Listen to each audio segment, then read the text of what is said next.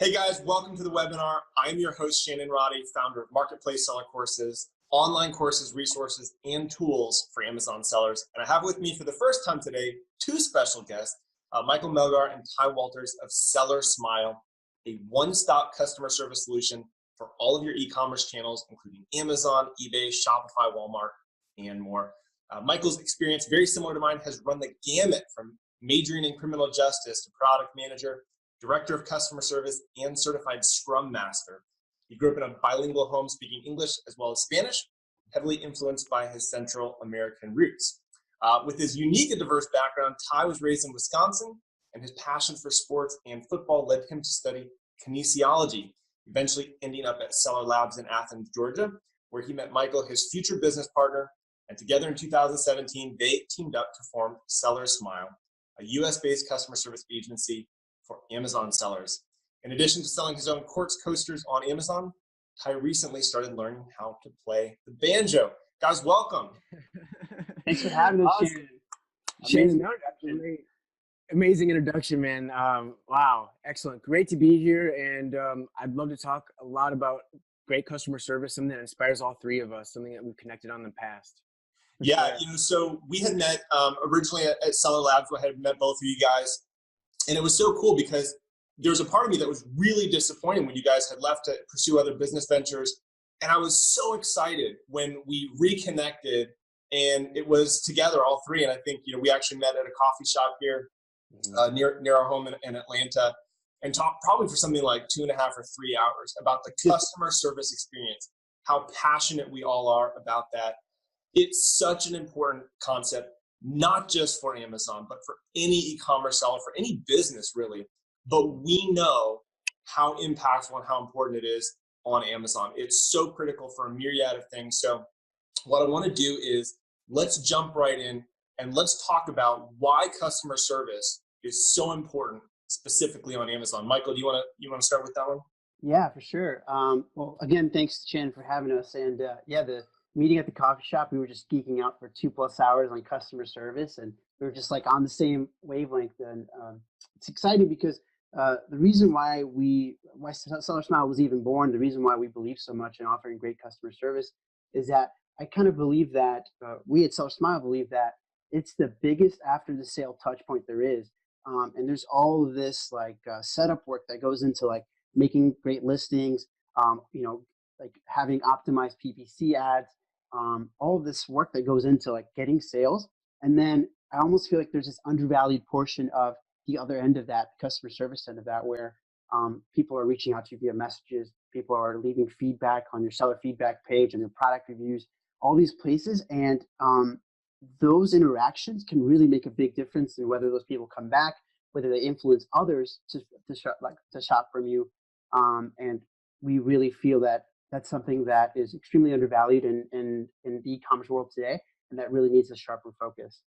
Absolutely. Ty, what are your thoughts in terms of the importance of Amazon? And maybe you could speak a little bit to the metric side as well. Yeah, certainly. Thanks, Shannon. Dovetailing on what Michael said, we see customer service and great customer experience being a differentiating factor, some competitive aspect of your brand that allows you to make the sale over your competitor. And especially, as we go further into the future, we're going to have more and more competition in every category on Amazon. There needs to be some type of way you can wave your hand to your buyer and say, I'm the best product, buy me. And that's evidenced by great customer experiences in your product reviews and your seller feedback. So that's why it's so important. And Michael and I really had a lot of chances to see people doing it in a bad way. Maybe they didn't know how to do it, or they just weren't that type of person that would write out their thoughts in a clear and concise manner. And therefore, negative experiences resulted. In terms of the metrics, we always urge sellers to check out whatever is in their Seller Central account. Amazon's going to be displaying the dashboards and the metrics that they care about because they want you to care about them, right? But what Michael and I have seen over the past several years and months is that Amazon is always changing those dashboards around. They're hiding metrics, they're revealing new ones. So to tell you today which metrics you should track and care about, I want this to be evergreen content. Go to the source, which is Amazon. They're going to tell you, but there are some general metrics that you should be paying attention to if you want to do great customer service. That's your first contact resolution rate, your time to first reply and responses rate and times. I mean, anything that's getting a customer out faster is going to be better. So, in a nutshell, that's what we think sellers should focus on. Yeah, absolutely. I mean, and just, in my experience, one of the reasons why customer service is so important is it directly impacts your seller rating. And all of your seller account health metrics impact, number one, your ability to win the buy box if you happen to be in competition with other sellers. Beyond that, it simply builds brand equity. It builds consumer confidence. If I go and I happen to click on that seller and go to that seller bio, and there's no logo, it's not built out, it's a generic default, we believe in good customer service, like the one-liner that Amazon provides, and they've got 2-star ratings in the last 90 days, and one of them is negative, that just builds no confidence for me. It tells me that they're not a serious seller. They may or may not respond. When we have companies like TableMate that we work with, our customer service rep is phenomenal. We've got, I think, like 99 to 100% rating on there. She keeps up to date with that so well, and she knows how to navigate the Amazon system, that when people go there and they see all of the positive feedback, really short, concise, information, bio, and the really strong star rating, it makes a difference in terms of buyability. So absolutely, there's all these different aspects of it that are so critical, and Amazon is very unique. There's no other marketplace that monitors your involvement and engagement with customers like Amazon. And so I think just understanding that aspect is the first and foremost. Let's go to the next section, which again is something that we're all super passionate about and familiar with. Let's talk about creating a strong customer service experience and what that looks like. Ty, why don't you kick off with that one? Yeah, I think the strongest experience is one that takes the consideration of the customer's time as paramount. We all understand that. Just imagine if your phone takes a little bit too long to load or an app is downloading too slow. Those seconds are infuriating. And the same goes for shopping experience. So a strong strategy is one that gets customers' resolutions down as quick as you can, as quick as possible, but making sure they're still high quality. So protecting your time, making sure that you're responding to your buyers' messages 7 days a week, maybe multiple times a day. That's going to get customers in and out in the fastest amount of time. And part of that is being proactive. If you can prevent a customer service issue from occurring in the first place, no news is good news. If they don't have a reason to lash out against a company or complain or write into customer service, they're happy and they can move on. So being proactive and protecting time are probably the biggest ones that we would think of there. And to add to that, to what Ty's saying, is that a common misconception that we heard a lot, like especially when we're going to trade shows and stuff, is like, well, I reply to all my messages. It's a fairly simple thing to do, but I think that something that we try to focus on is that proactive part of it, which is like there's all these other touch points that engage and interact with your customer, right? Like your follow-up emails, your product listings, like whether they're clear and concise and offer valuable insights, even like your package inserts, right? Like, are you including enough instructions with what you're sending? And so something that we feel is a part of being proactive is like creating a regular cadence for like reviewing that whole experience, like just getting someone that knows nothing about your product to just to buy it, maybe like a family member or something like that, and see what are some of the common confusion points that they have. I love that. And I think it brings in a couple points, and we're going to hit on what those specific things are. So if you guys are wondering, like, tell me more about inserts and reviews and stuff, we'll get to all those and we'll hit those on point. But the idea is it's not enough to just have one thing. It's not enough just, as you said, to be responsive and say, well, I responded to their inquiries. That's not a brand differentiator. Mm-hmm. What you want to do is have an entire system of customer service touch points, of brand touch points. We're actually going to do a whole topic on this on one of our next upcoming ecom boot camps, which I'm super excited to announce shortly. But the whole idea is there are multiple places where you can interact with the customer, not just one, and it's not just when they reach out to you. There's so many ways to do it, totally in line with Amazon TOS. And you need to have, as you said, sort of a familiar theme, a brand. It has to be thought through. It has to be strategic. And once you do that, the cool thing is even though it's systematized, it can still be personal. And that was a principle I learned years ago from a business thought leader, Andy Stanley. And he talks about, even though it's systematized, it's still a personal interaction. So don't think like, well, it's systematized, they're just going to feel they're moving through the motions. Obviously, having a human being on the other side of the customer service, aspect is important. And we have found, just as a side note, it is so important to have somebody who gets your brand, who understands your tone, your thoughts, your conceptions, because we've outsourced to customer service people and they did not care. They were so disinterested that the replies were so malaise. We were mortified when we looked over what they were doing, and we immediately took it in-house. We found somebody that we could trust, that we could work with, that could give it our brand experience. Because literally, guys, Amazon with over 300 million customers, that sticks. That is a brand platform before it is an e-commerce platform. Customer service is huge. So something big you just touched on, Shannon, I just want to add to is the it's like the opportunity to showcase your brand, right? Because like you can showcase a certain tone, a certain type of language, using empathetic language and what have you. And for example, I always think about like Chewy. If anyone ever shops on Chewy, literally you hear nothing but love about their customer service and how they really go above and beyond. And it's what drove me to go shop with them, because I didn't even know about them until I heard about their customer service. Yeah, I love customer service. I've got so many different stories, and I'll get into some of those later in the webinar. But any other thoughts in terms of the customer service experience? If not, we'll jump on to the next section. Yeah, one thing I'll say is that I think that it's important to like listen to and document your buyer's feedback, because I like to think about the fact, because I used to like work in a market research firm as well, like back when I was in high school, and big companies literally pay to get everyone's feedback on how they feel about something. But one of the amazing things about Amazon is that you have their feedback right there, right? It's easy to kind of like feel discouraged when you see a poor review about something, but most of the time there's actually good concrete evidence that will, or good concrete stuff that'll help you come back and make a better product iteration. Absolutely. Let's go ahead and talk about some of the specifics now. So I know some of you guys who are listening to this or who are watching this is the part that you're like, yes, give me the meat. So we're going to get to the meat part. Let's cover these sort of in order. Let's start really simply with seller bio. What's so important about the seller bio? And then let's talk about some best practices that we've used in our own companies for creating a really great seller bio. Why is that important? Yeah, I can take that right away. Shannon, we work with dozens of sellers, and we see just internally and the ways in which we interface with them, they have very unique strategies when it comes to sharing about who they are. Some of our sellers almost seem like they have an urge to remain anonymous, while other sellers are out there sharing every aspect of who they are, their origin, why they do what they do. And usually the ones that are sharing more have a very humanistic approach. They want to help the world. They want to do something better and bigger. And these are the stories that get customers excited. We all have a disposition to narrative.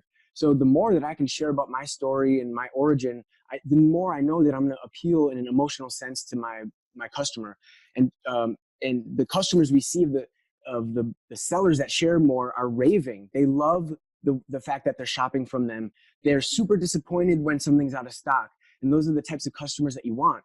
And I tried to do this. You mentioned I sold quartz coasters, and I have an Amazon handmade account. And in that, Amazon grants us a little bit more freedom with what we can add to our bios, and it's a little bit different than a normal seller profile.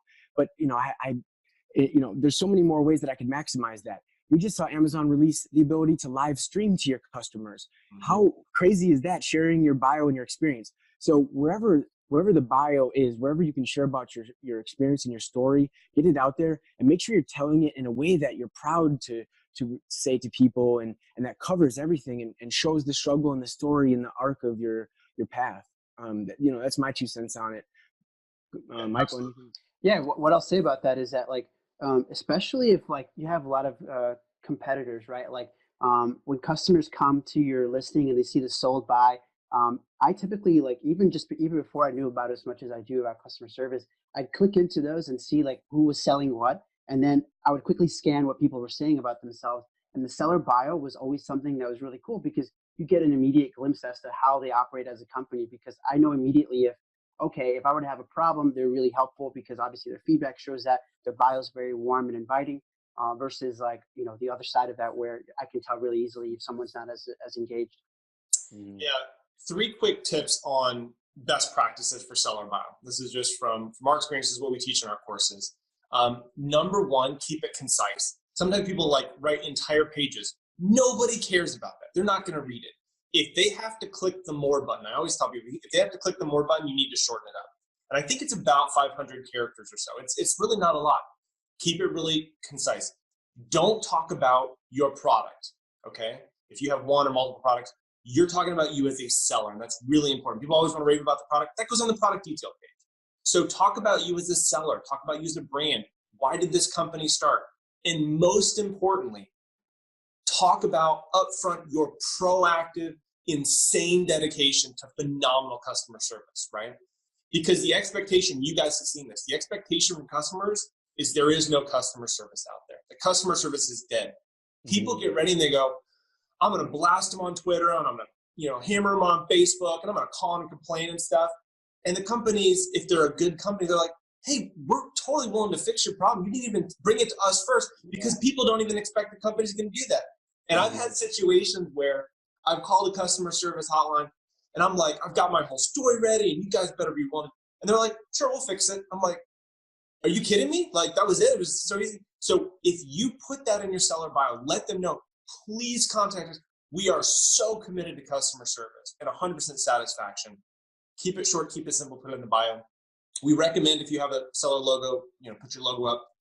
And this is my personal recommendation. If you have a customer service phone number that is dedicated, that someone will actually answer, add that phone number, right? So they can call and get. If it's just sort of an outsourced thing that's a Google Voice and via voicemail, that doesn't actually do any good, because they're still going to get a response later. They're just going to send a message. So only put a phone number in if they can get live customer service. My 2 cents. Any other thoughts on those? Well, what I will say is that Amazon already kind of makes it difficult to know who you're shopping from. So like as a regular consumer, it's really easy to just think like, oh, this is just from Amazon. So again, any opportunity to take that, to really show them that you're not going to be combative with them, that you're going to be helpful, is going to be, I think, in the long run, going to be very helpful for you in getting more sales. Cool. Let's move and talk about, and I don't want to go too long on this, but let's talk about warranties and satisfaction guarantees, because this is something that we've seen a lot of best sellers do, and a lot of brand owners, it's not top of mind. What we see typically is private label sellers who are like so committed to this, they do every single best practice on Amazon, and brand owners are like doing the bare minimum. Like they're not keeping up to date with Amazon because it's not a priority focus. But let's talk about how people can add a warranty and a satisfaction guarantee and why that's so important.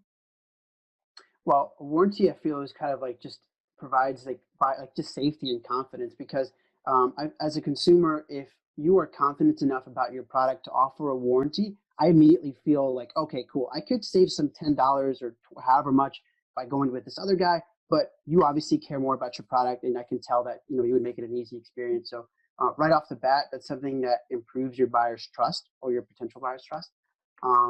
But also, like you mentioned, and especially I would say, like, depending on the type of product that you offer, it should be a no-brainer in most cases, because if you sell a good product, it shouldn't be something that you have a lot of overhead and a lot of oversight with.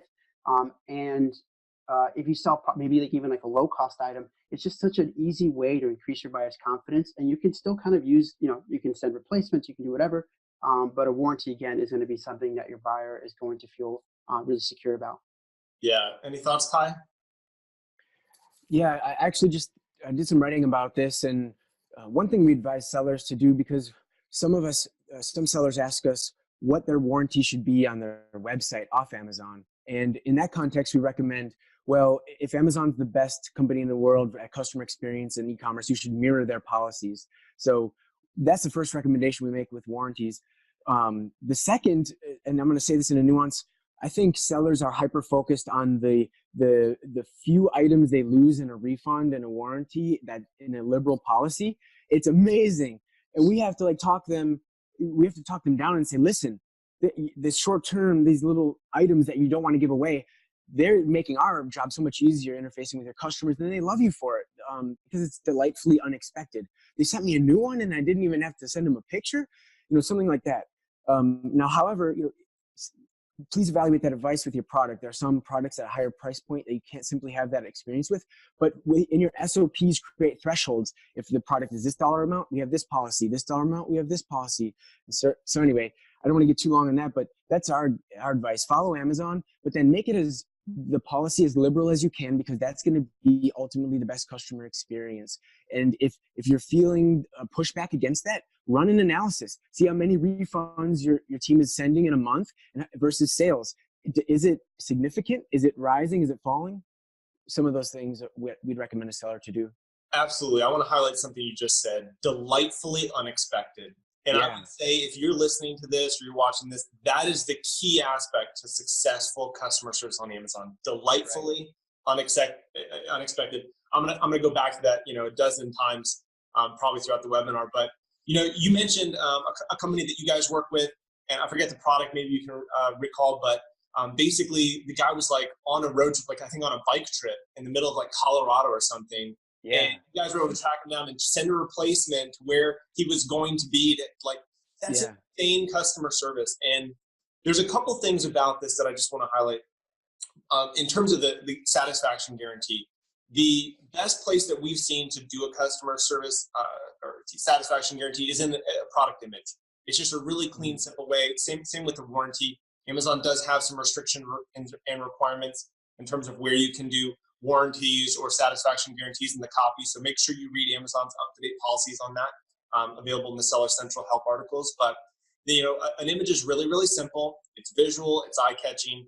And as long as you back that up, it's going to hold weight. I've worked with a couple companies, and the head of their customer service would literally argue with me about, I can't believe that customer wants me to send them another $11.99 t-shirt because they had a bad experience. And I'm like, are you crazy? Like, you have no idea. One bad customer service experience can equal loss of thousands of dollars down the line. And vice versa, an unexpected, delightfully unexpected customer service experience can turn a customer, even if they didn't like the product. And I've had people who had that experience. The product didn't work for them. They just didn't like it, whatever the case may be. But the customer service experience was so phenomenal. They go, I will buy from you again. And I will try your other products just because I know you made it so easy. And so we tell people, do whatever you can. Bend over backwards for customer service, because Amazon as a platform is going to reward you, and the customers are going to reward you with word of mouth. Guys, social media is out there, and all the marketing materials in the world is out there. Word of mouth is still the number one most valuable, weighted thing for brand awareness. So make sure you back that up and take care of it. But it really is. Add to that, Shannon. I feel like one small downside to being an Amazon seller, or to like kind of being in this world, is that it's really easy to forget what it's like to be a buyer, because you start to think about so much about, what does this mean for my sales? What does this mean for my bottom dollar? But think about, like, if you were purchasing your own product, what would be what would be a warranty that the amount that you'd feel comfortable with? What is something that would make you feel like you can trust the seller, that you can buy from them easily and with confidence? That's really put yourself in your buyer's shoes as much as possible. Yeah. Okay. Let's go to the next topic. This is a huge one, and we're going to break it down in 2 sections. But first, let's talk about feedback emails, okay? Why are feedback emails so important? We'll talk about some best practices. But Ty, why don't you go ahead and kick that off and start on feedback emails and what that looks like? Yes, thank you, Shannon. Michael and I have a lot of experience with feedback emails, and he's probably even more knowledgeable than I am, but I have a certain perspective on this. First of all, I would advise sellers, if you're already sending feedback emails, to actually get in there and understand what you're doing. A lot of sellers we see, they forget how many emails they're sending and what's the content of those emails because they've been set on autopilot. So go back in there and do an audit in that way. And then first of all, let's make sure they're in alignment with all of Amazon's policies. Are you requesting a review in a biased way? Well, that's grounds for account suspension, and that would be devastating. And it's a poor experience too. Customers are savvy. They know when you're trying to game the system and coerce them into a positive review. So do an audit of your messaging that's currently set up. Make sure it's compliant. We also recommend sending one message per order. Now, this is in alignment with some other large companies that we follow, some thought leaders in the space, because Amazon's already sending multiple emails per order, and you don't want to spam your customers either. But if you had to boil the most important thing you wanted out of your customer as a call to action, coupled with the most important information you could give them, then that would be the best email we would see. It's usually an after delivery message here, or maybe after order message saying, here's your PDF guide, here's everything you need to use your product. Please, please, please contact us, like you said, and we hope you have a delightfully unexpected experience. And in that way, so one email in policy, and if you're not sending these messages yet, there's a lot of different systems that you can use with different pros and cons. So make sure you test each one, but that's where I would start. Michael, what would you add to that? Well, what I will say too is that there's just in Amazon specifically, like there's not very many chances you get to interact with your customers directly, because there's just kind of limitations. You don't even know what their buyer email is. You don't really always know all this information from them. So that makes your communication that you do have with them all that much more important. And so with a feedback email, sending one per order, for example, it needs to be focused on providing the highest value and being being as helpful as it possibly can be, because that is literally one of your only opportunities to connect with them. And I also kind of want to challenge the notion of your email should be focused on your customer. It should not be focused on me, right? Like we did a webinar not too long ago where we kind of had side-by-side comparisons, and audit your messaging and make sure that your email isn't focused on like, oh, as a small seller, please leave us a review because we need us. Like there's me, us. Yeah. Make it about them and see what you can do to offer them a great experience. Yeah, I agree. And I'll just highlight this and stuff because my favorite feedback tool that I use and we use with all our clients is called FeedbackFive. And there's 3 reasons why that's been our favorite. And number 1 is it allows us to really easily see our open rate, which is critical. Like the open rate is the most important thing. I can send 1,000 emails, but if my open rate is like 2% or whatever, then that's just going to not be very effective. And I need to have that data to be able to make changes to the email. The 2 things that most impact your email open rate are your subject line and the time of day that it's sent. So the other cool thing about it is you can actually select the days of the week that you want to send your email and even the time of day that you want to send your email. And they do really cool small things, which may seem insignificant from a social standpoint, but you can add emojis to your subject line. And people think, well, that's so millennial. And you're like, it doesn't matter. It increases your open rate. So on average, they get a 26% open rate from their clients who use their service. So that's just been our recommendation. They do a lot of other things that are really fun. You can do a product review link and it'll automatically pull in the product image and information. So you don't have to create those graphics or anything. But a couple of the other things that I think I'll mention for feedback emails. We did a webinar not too long ago with FeedbackFive, and this was like the number 1 follow-up question.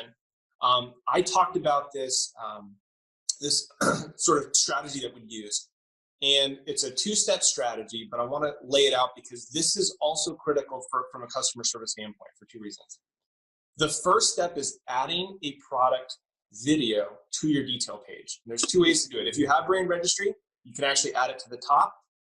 If you don't, you can add related video shorts underneath, usually upload them as a seller, or there's a tool called AMZ Product Video that will allow you to purchase that, add it to multiple ASINs. That's a little more efficient if you have multiple ASINs that applies to.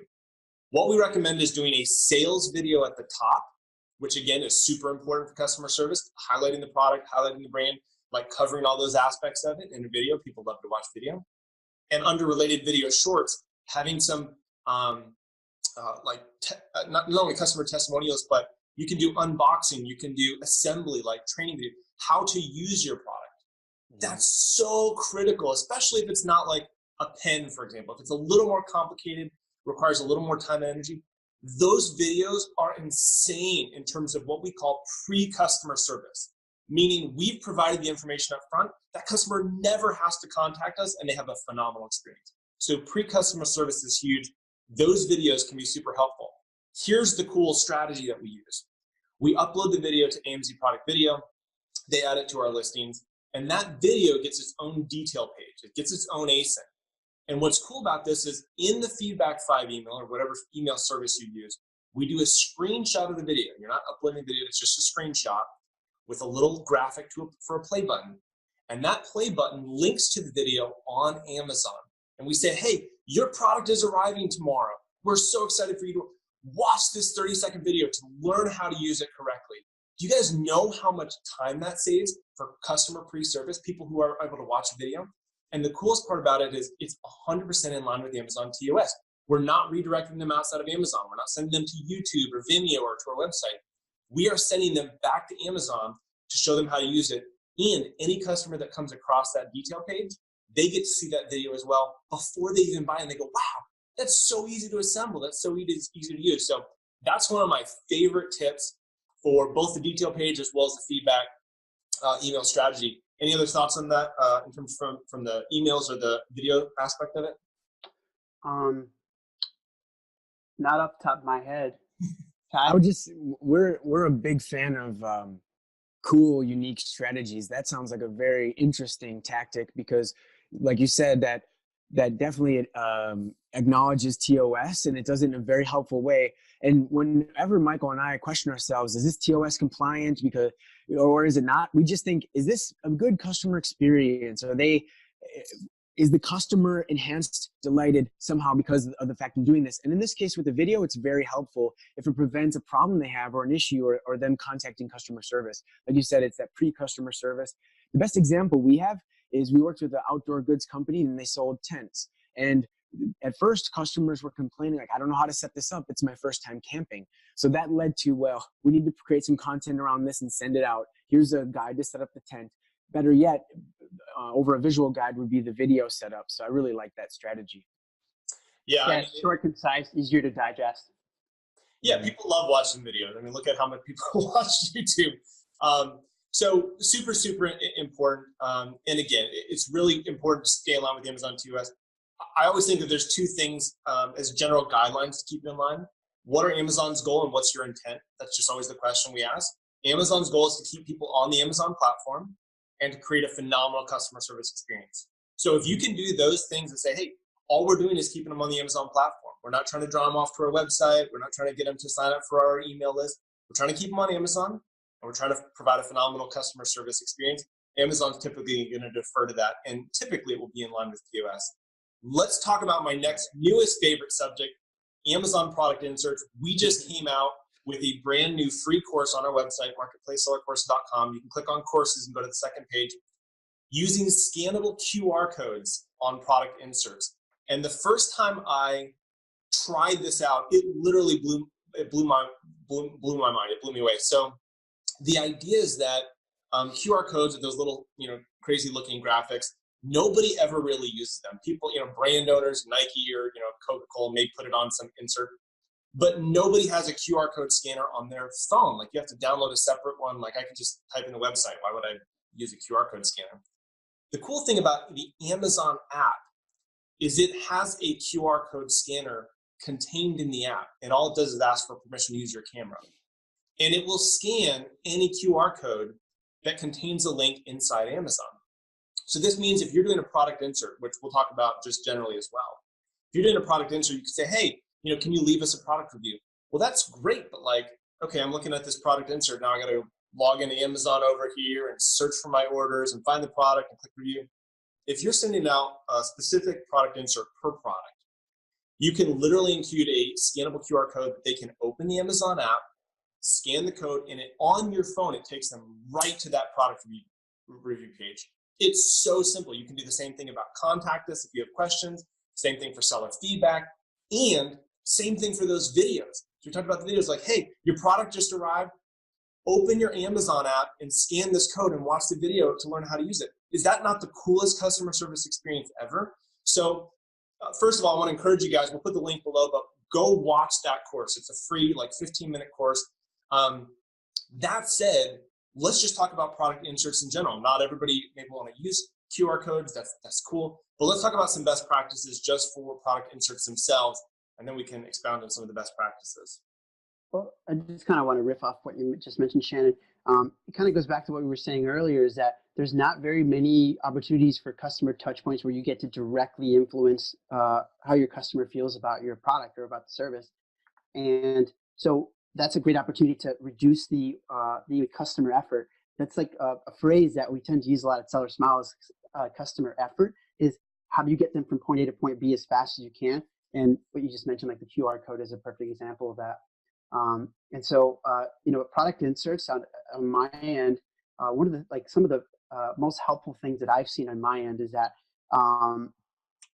I've seen sellers who offer like a warranty on their product that comes with their product. And that seems so simple. Like you might think that it's like a given, like, oh yeah, that I offer a warranty, people know. But a product insert that kind of expands on that is perfect, because so many people will have questions about what it entails. How do I come back and how do I come back and use it if I need to?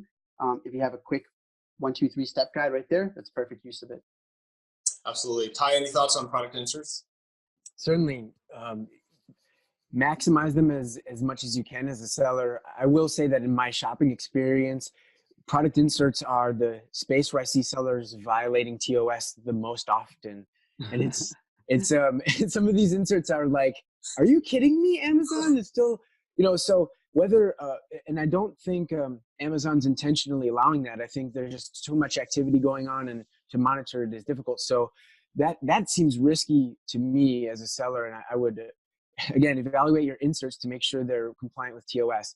And then secondarily, use Shannon's strategy. That seems very, very effective. And if I remember correctly, we did a Secret Santa gift exchange with internally with SellerSmile, and whoever had me got these gift wrapped by Amazon. And I believe Amazon's default gift wrapping for last holiday season had some QR codes on it to say, go leave a review for this product. So the fact that they're doing it, and we know they test everything to make sure that it's effective and useful, I think indicates that maybe you should be doing it too. I think it's another opportunity to differentiate too, because that's so key, especially when you're selling stuff that that's very popular, especially in a popular niche. Is that you need to find every opportunity to differentiate, and that's definitely one that would catch someone's attention. Yeah, and so again, we look at it. There's two sort of standpoints, and again, you're using them in conjunction. So again, if you're sending a FeedbackFive email or a feedback email and a product insert, feedback emails, you got probably like a 30% opt out. People who have just opted out of receiving emails. And then within the ones that get sent, even 26% open rate is good, but it's not everybody.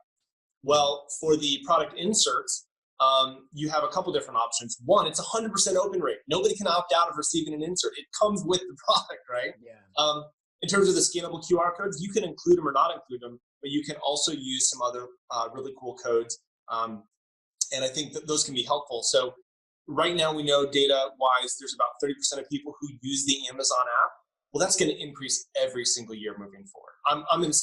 I'm shocked that it's not more people. It's not 50 or 60%, but right now it's 30%. So if you combine a feedback email with a product insert, you're just able to get in front of more people. You're increasing your opportunity to get that customer touch point. Like you said, these are Amazon's customers. You need to respect that they're Amazon customers. They're not your customers. And tie it in regards to your comment about product inserts. Sometimes sellers may be doing something unknowingly. I didn't know that I couldn't include a link to my website with a promo code to buy this. That's what I do with all my other orders. But you have to understand Amazon. So make sure you take the time to understand Amazon policies. For people who are doing it intentionally, stop being stupid, right? Amazon's going to open those up, and they're going to find them, and they're going to suspend your account. So please don't come back to us and complain. Do your homework and make sure that you're keeping it in line with best practices. 1, because it's ethical. 2, it creates longevity for your account. Okay, let's cover our next topic. This is a huge one. We could probably spend all day, but let's cover it for a few minutes. Let's talk about buyer-seller messaging. What it is, why it's so important, some resources and stuff to make that easier, and then some best practices. Mike, you want to kick us off, Ty? Yeah? Yeah, certainly. So buyer-seller messaging, Michael and I, when we started SellerSmile, we operated exclusively in buyer-seller messaging, which is Amazon's native customer service messaging platform. It's where customers can write you an email. It's where you can respond to it. And what we've seen is that Amazon holds a seller responsible to respond within 24 hours typically before they mark that message over SLA. We've seen this metric missing from some accounts recently, but the fact of the matter is this is where the conversations are happening, so you need to be aware. If you're a smaller seller, you might get one message a month, or maybe you're not seeing messages at all. But the sellers we work with, and as your business grows, we can get 10, 20, even 60 messages per day. And the holiday season is, it spikes even more. So what we recommend sellers to do, especially if you're selling multi-channel, is to use some type of third-party ticketing system like Zendesk, like Desk by Salesforce, whatever the case may be, and funnel those messages into one location, because you're going to be receiving eBay messages, maybe Shopify messages as well. But you can reroute your buyer-seller messages from Amazon into that common ticketing system. And then from there, you want to be on top of it. You want to make sure that you're responding appropriately, again, at least within 24 hours, ideally within several hours or instantly. And you're making sure that you're within Amazon's TOS again. You're not sending links to your business's contact page or your warranty site. We've made those mistakes before, and we've gotten slaps on the wrist. So creating unique templates for buyer-seller messaging that are Amazon compliant messages that are maybe different from the current messages you're using on your own website. Michael, you want to say anything on that? Yeah.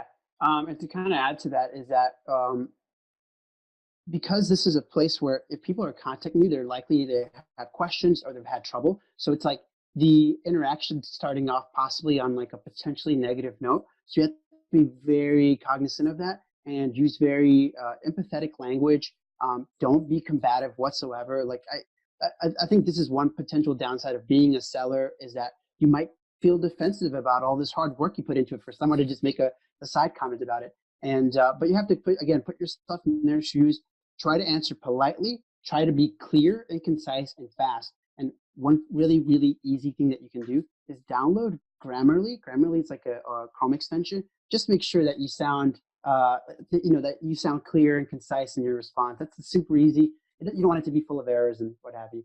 That's a really good point, Michael. And we'll talk about this in a few minutes, but that might be one of the most important reasons to outsource some of your customer service, simply because you can train somebody to get your culture and your ethos without the defensiveness, because they don't care in the same sense. They care about the customer, they care about the experience, but they're not going to have that innate, like, I can't believe you didn't like the product. I can't believe you didn't know how to set it up. It's so easy, right? You want to kind of remove all that emotion. In the same way you want to remove emotion when you're corresponding with Amazon, you just want to get the facts. But I think empathic is really important. And Ty, something you said reminded me of this, I think it was like an Oprah magazine cover, and it said, feel better instantly or even faster. And I'm like, is there anything faster than instantly? Like, that's impressive. If you can do it faster than instantly, I'm Do like, that for your customers. Yeah. In terms of customer service tools, one of my favorites, the one that I've used because I haven't used all of them, is Excelco Help Desk.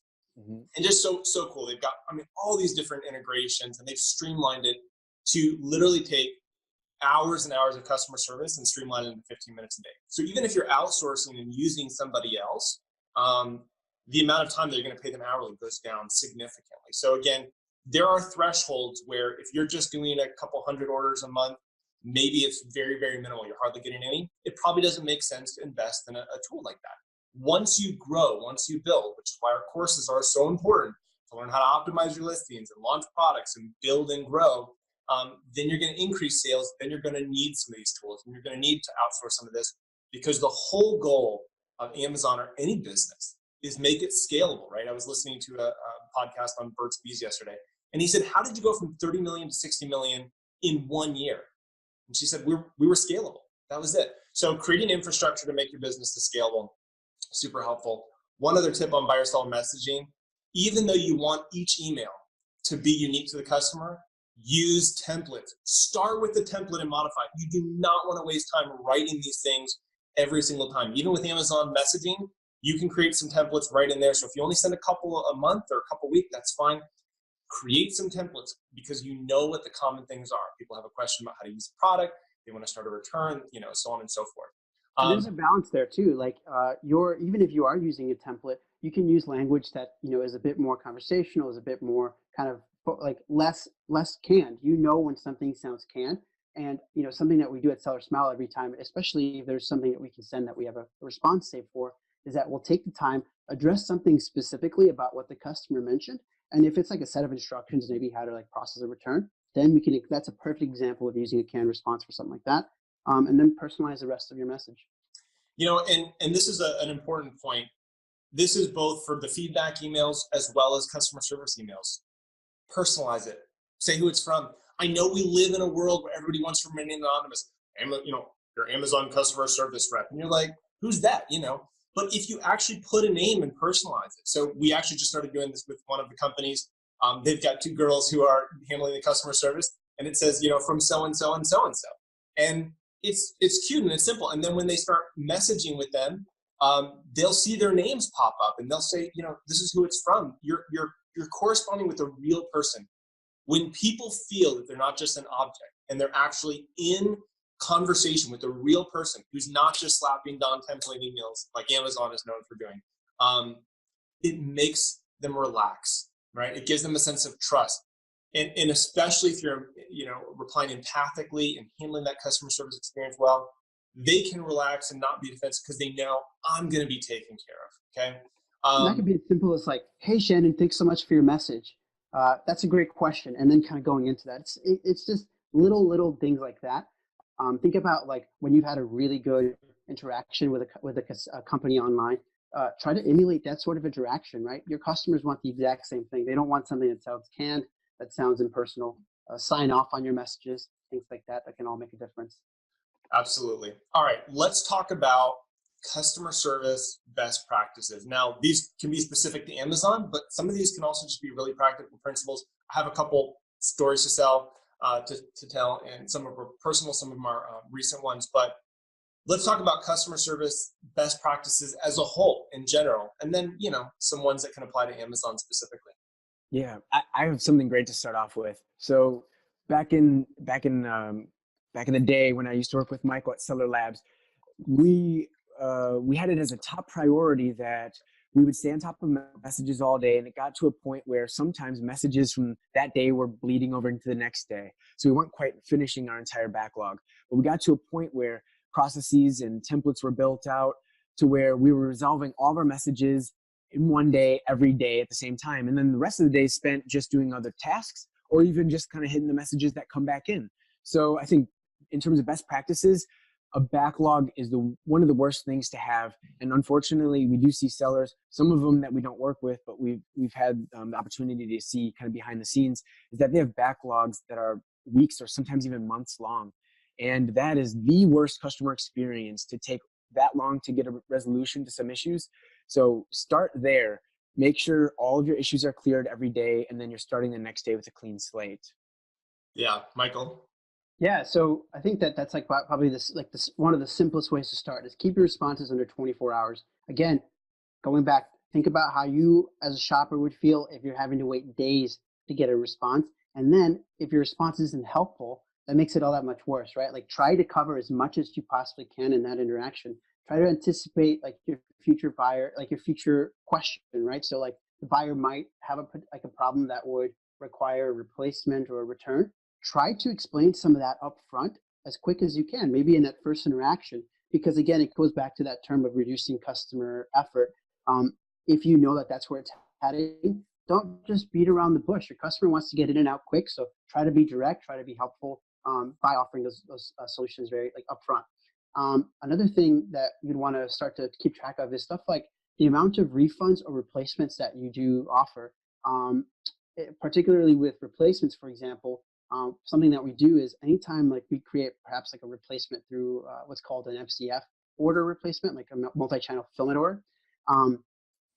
If we're replacing an order, an Amazon order, we would add an R at the very beginning of the order number, because at the end of the month, or however often, you can come back and download a list of all these orders, and you can come back to your supplier if it's something that was due to like an issue with your supplier. Say, hey, here's what happened. I even have I have pictures, I have the order numbers, I have the exact customer comment on what happened. This is stuff that's perfect for you to get reimbursed and things like that. But also, like, it's good to see that and measure that against your sales. Try to find patterns like, did I get more or less messages when I made this change, when I released this product iteration, that sort of thing. Yeah, you have to make the shift from how you feel versus the fact. And we talk about this all the time. So I don't care how you feel. Look at the fact. People are like, I feel like we're getting all these returns. I feel like, oh, it's like, it doesn't matter. Have you looked at the facts? No. Okay, well, stop looking at your feelings and look at the facts. So I absolutely love it. Look at the facts. I want to highlight back again to this delightfully unexpected. One of our customer service best practices is if anything goes wrong with their order, whether it was our fault or not, we automatically give a 15% refund. Automatically. My order was late by 2 days. It was a birthday present. It was UPS's fault. It doesn't matter. We give them a 15% refund. We just do it through their order. It's super simple and it's so proactive. It blows people away. It blows their mind. They come back and give rave seller feedback and rave product reviews. People go, if you're looking at it short term and narrow-mindedly, you're like, I'm not going to give away 15%. Look at that product margin, right? You have to think long term. And so if we have a situation where, again, if somebody contacts us about a product, they may not even be asking for anything. They're just telling them, I got this product and it was damaged, Okay. And we'll say proactively, we can send you a free and immediate replacement. We're not going to charge you. And if we do that, again, if it was defective or any other issue, we're automatically giving you a 15% refund. We can just give you a full refund. I'm so sorry you weren't happy, but we want to make it right. And just giving them those solutions ahead of time, like, when they contact you, being proactive and saying, hey, we're going to help you do everything. It just completely disarms the situation. And I can tell you, we have had situations where what started off as a negative customer service experience, if you can turn them, if you can flip it, not by manipulation, but by offering authentic, real customer service, they will be with you for life. And I think I actually sent this to you guys after our conversation. Southwest, in the book Nuts, talking about Southwest customer service, they were talking about this idea of, if you take somebody who's had a negative experience and you're able to convert that into a positive experience and win them over, they will literally be like lifers, because it's so impactful. They remember that, and it's so powerful. And again, you go back to human emotion and word of mouth, and just the implications on Amazon. If they're leaving positive seller feedback or product reviews, it makes the biggest impact long term on your brand and your business.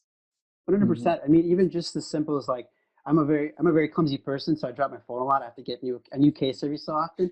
And I just remember, like, I come back to this one seller consistently because of this exact same scenario where, I had bought something. This other person was completely unhelpful. They were trying to go back and forth like 4 or 5 email threads, versus this other seller who I reported an issue to them, and they said, hey, we're so sorry that happened. We just sent you a replacement. It'll arrive in 2 days. It's like, I don't even have to reply to this message. All it took is me just saying that I had a problem, fixed. It's in the mail and I'm good to go. Now that's who I come to. Yeah, and people are shocked by that. And like you said, it's so simple. I mean, one of my favorite recent customer service experiences, and again, it was mostly customer pre-service. I never even had a problem. But headsets.com, I ordered an awesome headset that I absolutely love. It's wireless and I can walk around my house and switch between my computer and my phone, and I rave about it all the time. But it was a customer service experience. They went through and they were so proactive, and they had this great little letter with an insert, and they're like, hey, let us know if you have any issues. You want to check your headset, make sure the sound quality is great. If you don't have any issues, they said, you can call us anyways, and we like to tell mildly funny jokes. And it was just so funny, like, it was so amusing, but I absolutely loved it. The other part of the insert was they had a customer service phone number sticker in the insert, so you could put it on the bottom of the product. And I'm like, whoa, so helpful. That is so proactive in customer pre-service. So I called and talked to their customer service team, raved about it. They have great jokes? No, I didn't ask them to tell me. Next time. I'm not interested in mildly amusing jokes. I only like hilarious jokes. But anyways, again, when people are not expecting it, that's actually when it makes the biggest difference. I'll tell 2 brief stories. One was, we had this woman who, we sent her the product. She couldn't figure out how to assemble it. It's pretty simple. It was 4 screws. She couldn't figure it out. She was an older woman, and she said, I'm just having trouble with it. And we went back and forth for email. I took a product. I assembled the thing. I put it in this giant oversized box. It cost $45 to ship it down to Florida. And she raved about it. She changed her feedback. She's like, I can't believe these people went out of their way. Here I am, this grumpy old woman. I couldn't figure out the product. They put it together and they shipped it to me, assembled, and it cost them probably a fortune. And that customer service story will get told over and over and over and over again. That's how you win people, just by being good customer service. Exactly. Right, Shannon, and I totally vibe with that story. As you know, we're all customer service geeks, but if you're a straight numbers seller and you see the financials aspect of it, what you're comparing is the $45 cost and maybe an hour of your time versus the future sales that it generates. And if you said that, like you said, that story's getting told over and over, that's potentially thousands of dollars of future sales compared to that $45 to $100 you spend is well worth it. Yeah. And just to add to that, like my girlfriend and I were about to go traveling, and so I'm looking at all these Airbnb reviews, and it's so funny because I've gotten to a point where, because a lot of the ratings seem to be similar, I'm looking at how the person who listed it responds to reviews. If they're really helpful and you can tell they're being authentic, it gives me so much more trust, versus you can tell when someone's like, well, this was kind of your fault because of X, Y, and Z. It makes all the difference. It makes a difference in me handing over all my money to trust them in my purchase. Let's talk real quickly about this, because I don't want to miss this. There's two aspects in terms of responding. One, let's talk about seller feedback. So we've got a process. We teach you how to do this in the course. We won't go into it in depth. If somebody leaves a negative product review in the seller feedback, Amazon will remove that. It's actually outside their TOS. You have to know how to request it. We still recommend reaching out to the customer, though, to make it right. If they weren't happy with the product, reach out to them. Make sure they're satisfied, even if that doesn't stay on your feedback. Amazon allows you to go in and fix whatever was a problem with the seller, buyer, system, whether it was delivery or the product, whatever the case may be. You can go in, you can fix it, and you can ask them to remove and or update seller feedback. Very, very important. Knowing how to do that well. If not, you can just go in and respond to it and say, hey, I'm so glad you got your product on time. It's important to respond to that. Make it authentic. Don't do it boilerplate again. Make it unique each time. People, smell that, a mile away. In terms of product reviews, same thing. Except that you cannot, under any circumstance, ask somebody to remove a negative product review. Ever. Don't do it. It's a bad idea. What you can do is you can respond to that and say, hey, I'm so sorry. It sounds like you might have received a defective product. If you contact us, don't put in a phone number, don't put in an email address. Just say, if you contact us, through your account, we'd be happy to issue a free replacement or, a full refund. Just let us know. Every person that reads that negative review, because my wife, she only does that. She'll read all the negative reviews. Well, I looked at this product and it seemed great, but I read all the negative reviews. If you're addressing all those issues and they go, wow, this company actually offers great customer service, they just never took them up on it. Yeah. Right? It gives customer service, encouragement and confidence. Well, and no product is perfect, right? No product is perfect. So it's more important that I know I'm going to be taken care of than to get a perfect product every time. So responding to the seller feedback as well as the product reviews is really helpful. And we used to not do this, but I read an article that basically said a huge percentage of customers perceive a brand's interaction when they respond to everything authentically and uniquely, that they care, that they're engaged, that they're willing. It's not just like, well, if you have a problem, contact me. We are actually excited when you leave a positive product review. We are so thrilled that worked for you. We'd love, to hear more, about your next, experience, whatever the case may be. Anyways, initial thoughts on that. Any other thoughts real quick on the responses to seller feedback or product reviews? One quick tip is that, on your public seller feedback page, like where customers can see like all of your seller feedback and your rating, your seller bio, there's a contact seller button. What we usually do is we copy that link, and that's something that we might use for maybe a seller feedback response or a product review response. It goes directly to your buyer seller messages.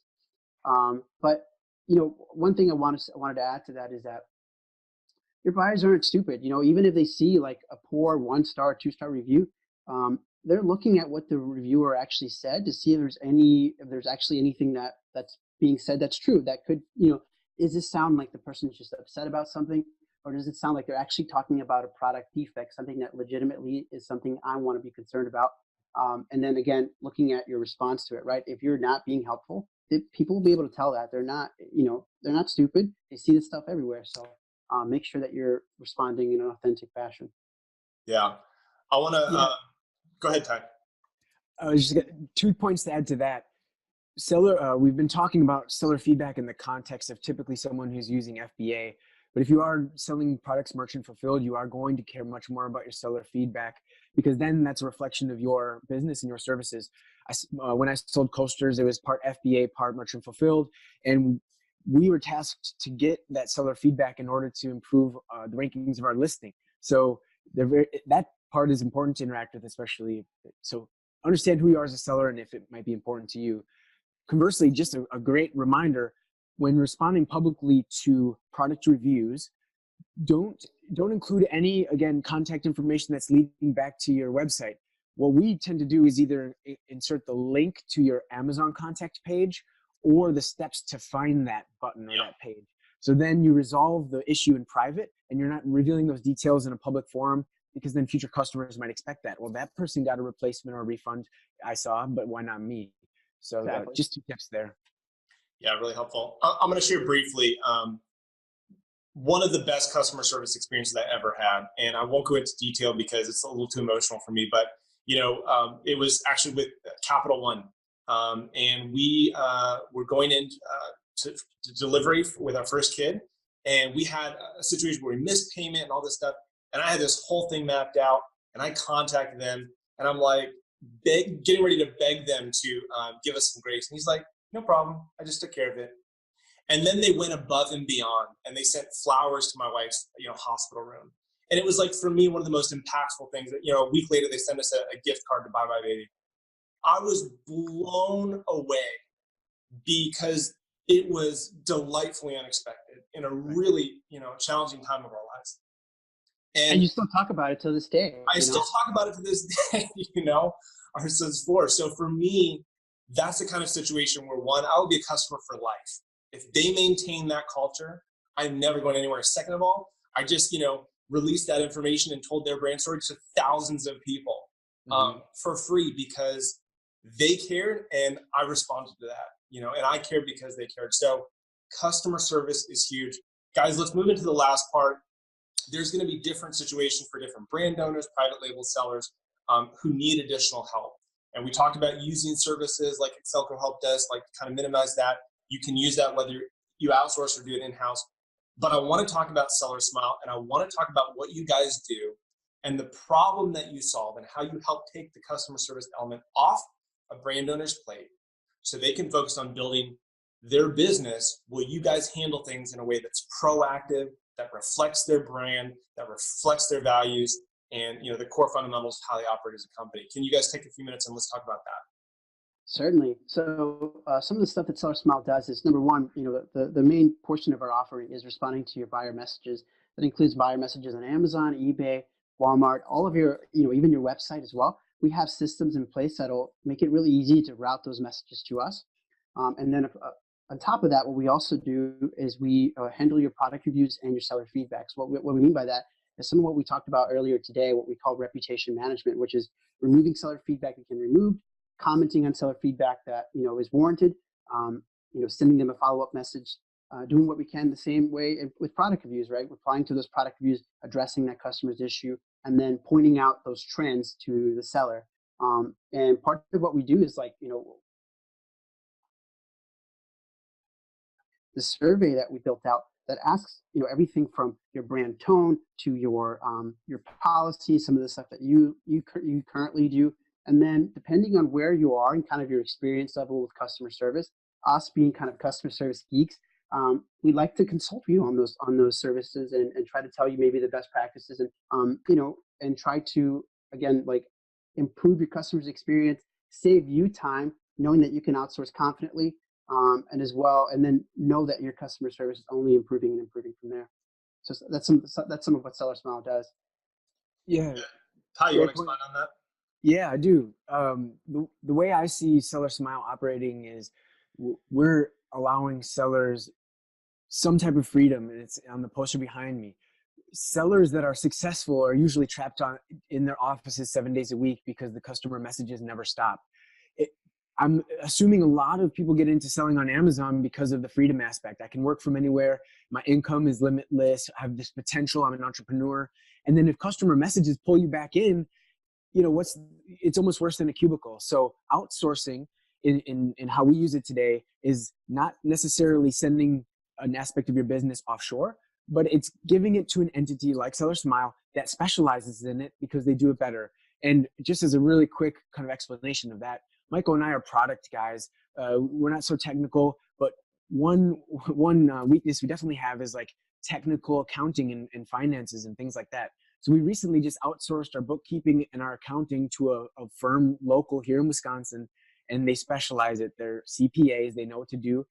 The benefit is that since it's not an employee, we follow different laws. The tax regulations are different, and we pay them differently. Instead of having to add a full-time employee, that might be high 5, low 6 figures, we can outsource an aspect to a company for the fraction of the cost. So it's a win-win for us. We save money and we get a service done that's very critical. We get it done by the experts who know what they're doing. So that's one of the things too, is that like we want to reduce the amount of overhead for sellers, and we do that by asking the right questions and making sure we understand your policy, so that within a few days we can be responding to your messages as if we were kind of a copy of you, right? And anytime that we come across anything that we maybe didn't cover during our onboarding, we'll connect with the seller and try to get that information, and we build it into this ongoing what we call a master SOP, like a standard operating procedures document, where everything about how we interact with your customers is all listed, and it's in a way that's going to be continuing to scale. We want to remove the bottleneck of being a seller, or even like if you're a bigger company, of being a customer service manager or whatever. There's better things that people in your company could be doing while still being able to confidently outsource that task. Yeah. And if I could just put an end to that, Michael and I and our whole team lives and dies by great customer experiences. We celebrate the ones just like you do, Shannon, and just like people who are really passionate about their company. We love it. We share those internally in Slack, and we're really disappointed and disturbed when a customer is upset and angry, and it affects us. So since we're those types of people, we're just dispositioned to be able to perform customer service well and teach people how to do it because we really care about it. Yeah, I did a webinar recently with Connor Gillivan, co-founder of FreeUp, and we talked about this idea of outsourcing, and there's so many different levels. One of the cool things that their service does is you can pick US based versus non-US based if that's a priority for you, if that's important. Some people, I understand they outsource their customer service all over the world. I know certainly Amazon does, but there's certain things where certain brands, certain sellers, they may just feel more comfortable with a US based rep. And I know for me, there's a lot of things where it's like, yeah, I don't care graphic design, that can be done anywhere, but customer service really is important. And language is a huge issue. Also, just sort of cultural understanding. There's just cultural awareness. Yeah. That your guys' team currently is fully US based, and that's huge because you can outsource with a high degree of confidence and knowing that the quality is there without the cost being insane, because you guys have built a system to make it really simple. So I absolutely love it. We're gonna have a link below. If you guys are interested in learning more, you can go to SellerSmile.com and click on the Learn More button right there on the homepage. But guys, thank you so much for joining me today. Super excited, and I can't wait to share this webinar with all of our audiences and beyond. Wish you guys the best of luck with the company, and thanks for being on the webinar. Thanks so much. I really appreciate giving us the time to geek out on customer service. Anytime, we like to put ourselves out there and just answer questions, even if you're just stuck on not sure of the best way to handle a certain case. We'll be glad to help you out. Just let us know. And thanks so much for having us, Shannon. Absolutely. And if you guys have purchased Marketplace Seller courses or Amazon Brand Success Academy, these guys will be part of our private Facebook group. And so if we have customer service questions that come up, we can tag them in it and they can help give you their expert advice and opinion. So Ty, Michael, thanks again for joining me, and loved having you guys on today. Thanks so much, Shannon. Thank you.